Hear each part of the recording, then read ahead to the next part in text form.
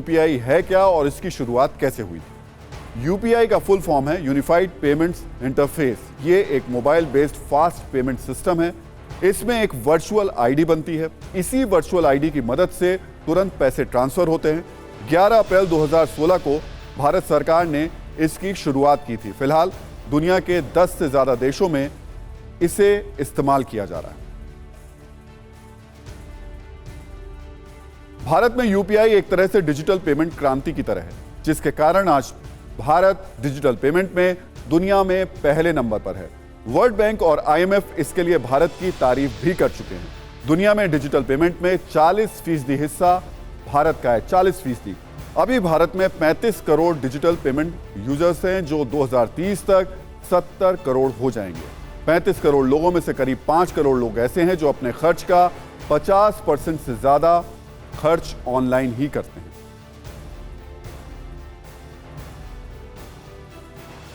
तो UPI system की ये नई ऊंचाई भारत में डिजिटल क्रांति का प्रतीक है। ये संकेत है कि किस तरह पूरी दुनिया में हिंदुस्तान का डिजिटल दम और तेजी से बढ़ने वाला है। क्योंकि अगर 2022 के अक्टूबर महीने की बात करें तो यूपीआई से लेन देन में 7.7% का इजाफा हुआ। सितंबर 2022 में लेन देन 11.16 लाख करोड़ रुपए का था, जबकि इस एक महीने में 678 करोड़ ट्रांजैक्शन हुए थे। वहीं अक्टूबर 2022 में लेन देन 12.11 लाख करोड़ का था, जबकि एक महीने में 730 करोड़ ट्रांजैक्शन थे। भारत में यूपीआई से रोज औसतन 22 करोड़ ऑनलाइन ट्रांजैक्शन होते हैं। और अब इस पर नजरिया 9 इस वक्त यूनिफाइड पेमेंट इंटरफेस यानी यूपीआई भारत के लिए एक ऐसे प्रोडक्ट की तरह है जो देश की सॉफ्ट पावर को बढ़ाने में काम आ सकता है और दुनिया में भारत की डिजिटल पेमेंट की सत्ता स्थापित करने में मदद कर सकता है। बस जरूरत है कि यूपीआई के दमदार प्रमोशन की, यूपीआई और रुपए को मास्टर कार्ड और वीजा की तरह ग्लोबल ब्रांड बनाने की।